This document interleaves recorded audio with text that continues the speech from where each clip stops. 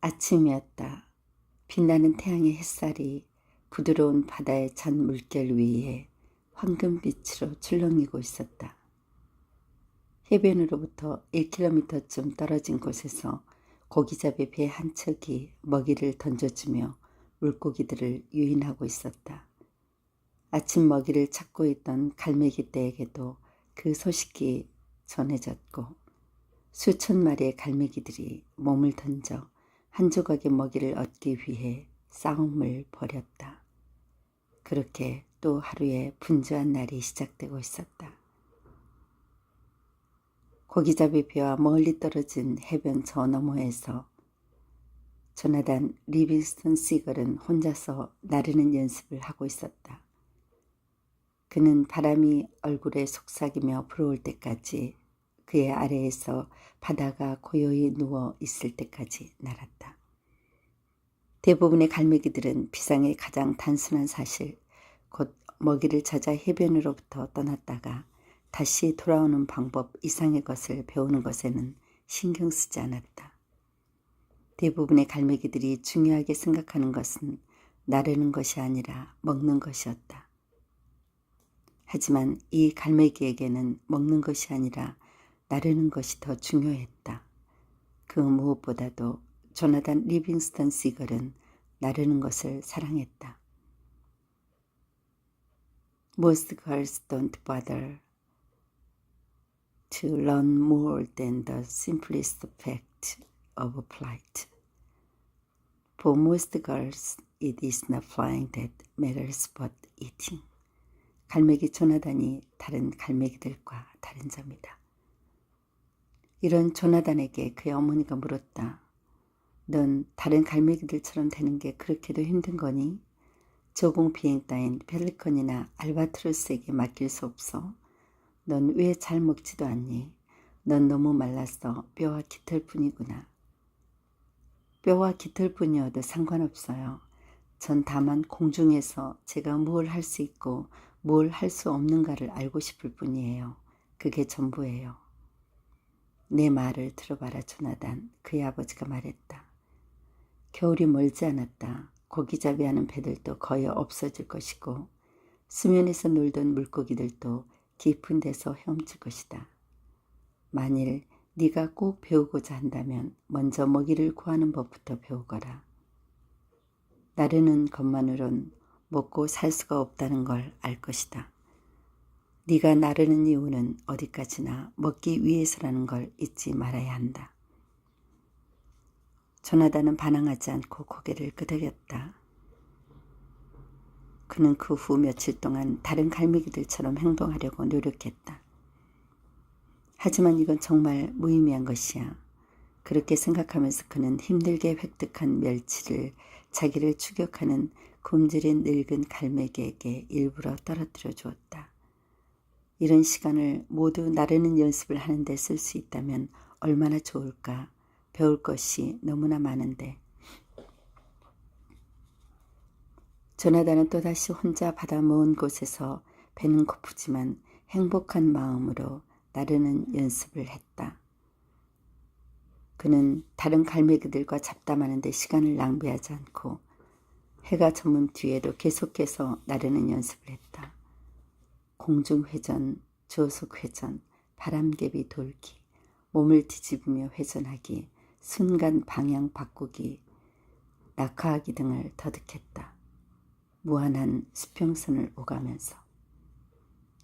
조나단 시걸이 해변의 갈매기 떼에게로 돌아왔을 때는 밤 깊은 시각이었다. 이제 조나단 시걸은 하찮은 먹이를 얻기 위해 끝없이 고기잡이 배와 해변 사이를 단조롭게 오가는 대신 삶의 이유를 갖게 되었다. 우리 자신이 탁월하고 지성적이며 뛰어난 재능을 지닌 존재임을 발견할 수 있을 때 우리는 자유로워질 수가 있다. 나르는 법을 배울 수 있다. 그리고 우리 스스로 무지에서 벗어날 수가 있다. 더 높이 날고 더 멀리 보려는 꿈. 먹이를 얻기 위해 다툼을 벌이기보다는 완전하게 나는 법을 배우려는 꿈. 그리하여 진정한 자유롭게 나를 수 있고 진정한 자유를 얻고 더 높은 차원에 이르게 하는 꿈. 내면을 흔드는 그 하나의 꿈 때문에 그는 삶이 빵 부스러기를 주워 먹는 것이 아닌 나르는 것이 전부임을 알게 되었다. 해변에서 고깃배가 떠 있는 바닥같이 날마다 단조로운 왕복 비행을 하는 것이 날개가 가진 의미의 전부가 아님을 알고 있었다. 중요한 것은 먹는 것이 아니라 나르는 것임을 그는 무엇보다 비상을 꿈꾸었다. 그는 날마다 홀로 외롭게 날개를 시도했다. 고독과 배고픔과 추락의 두려움, 이런 속에서도 좀 더 오래 공중에 머물러 있기를, 좀 더 완벽하게 지상에 내려앉기를, 그리고 가장 빠른 속도로 회전 비행을 하게 되기를 그는 포기하지 않았다. 겨울이 다가오고 있으니 더 부지런히 먹이를 모으라고, 날개를 가진 것은 더 많은 먹이를 벌어들이기 위함이며, 배움을 얻고자 한다면 먹이를 구하는 법부터 배우라고, 나르는 것만으론 결코 먹고 살 수 없다고. 하지만 어떤 얘기도 높이 나는 것에서 오는 존재의 환희, 더 본질적인 삶의 추구를 가로막을 수 없었다. 그는 수많은 비행의 기교를 터득했으며 바람을 정복했고 완벽한 날개짓을 자랑했다. 하지만 그때 그가 준비가 되었을 때 그의 앞에 스승이 나타났다. 그리고 그는 그 스승으로부터 완전히 다른 차원의 존재 방식을 배우게 되었다. 완벽하게 난다는 것은 실제로는 전혀 날지 않는 것과 같다는 것을. 그것은 단순히 빠른 속도로 공간을 이동하는 것이 아니라 생각만으로도 자신이 원하는 장소에 가 있는 것임을, 나르는 것의 집착으로부터 벗어나 작은 에고의 껍질을 깰 때 비로소 완전한 존재가 될 수 있음을. 그는 깨달았다. 자신이 본래부터 완전하고 무한한 존재임을. 그리고 스승은 그에게 이 한마디를 남기고 빛이 되어 사라져갔다. 사랑에 대해 계속 배워나가라. 그렇게 그는 시공간의 구석을 뛰어넘고 자신을 가두고 있던 관념의 벽을 깨고 빛의 존재가 될 수 있었다. 그대는 그대 자신이 될 수 있는 자유, 그대의 진정한 자아가 될 수 있는 자유를 가지고 있다. 바로 지금 여기에서 그 어떤 것도 그대의 길을 막을 수 없다. 그것은 위대한 갈매기의 법칙이며 존재의 법칙이다. 조나단이 속한 갈매기 무리는 해안가 근처에 살면서 낚싯배가 뿌린 밑밥들을 먹고 살아간다. 그런데 한 낚싯배에서 모든 갈매기들이 먹을 수 있는 먹이를 구할 수 없기 때문에 하루 종일 여기저기 먹이를 찾아서 떠돌아야 한다. 그렇게 갈매기들이 먹이를 찾기 위해 비행하는 것은 갈매기 세계의 오랜 전통이자 관습이었다. 그런데 조나단 리빙스턴이라는 갈매기는 먹이에게는 무관심한 채 비행 기술만을 연마하는 데 더욱 집중한다.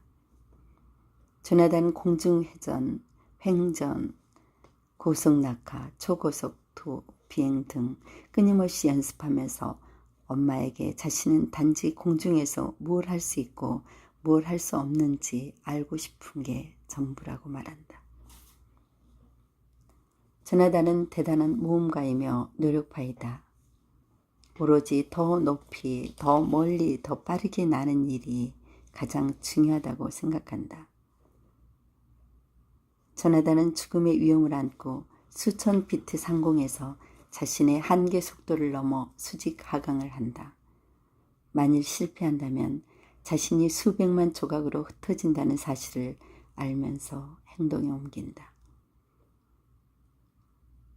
그 속도는 힘이었고 기쁨이었고 순수한 아름다움 그 자체였다. 삶을 위한 의미나 생활의 더 높은 목적을 추구하는 갈매기야말로 가장 책임감이 강한 갈매기다. 우리는 수천 년 동안 물고기 대가리밖에 찾아다니지 못했다. 하지만 이제 배우는 일, 발견하는 일, 그리고 자유로워야 되는 것이 우리 삶의 목적이다라고 동료들에게 울부짖는다. 갈매기 조나단은 첫 번째 제자를 갖게 된다. 그는 제자에게 비행 기술을 가르치기 시작한다. 지향은 셀리반에게, 셀리반은 조나단에게, 그리고 다시 조나단은 플리츠에게 비행술과 비행술을 배우는 목적, 비행의 찬 의미를 전달하는 과정 속에서 교육의 깊은 생각과 정신문화의 가치를 창조, 계승, 발전시키는 것이 인간의 의무임을 나타내주는 중요한 의미를 발견할 수 있다. 우리들 각자가 바로 위대한 관념이고 자유에 대한 무한한 관념이다.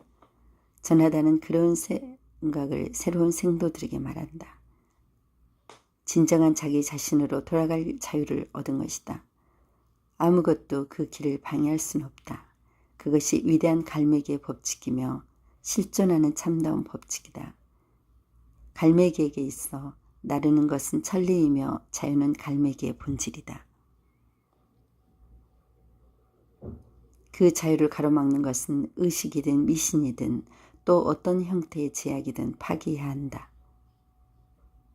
자유의 이념이 흐르고 있는 이 갈매기 조나단은 한 개인의 무한한 가능성, 인간이 자신을 극복하려는 의지만 있으면 자기 자신으로부터 무한의 힘을 끌어낼 수 있음을 나타내주고 있다.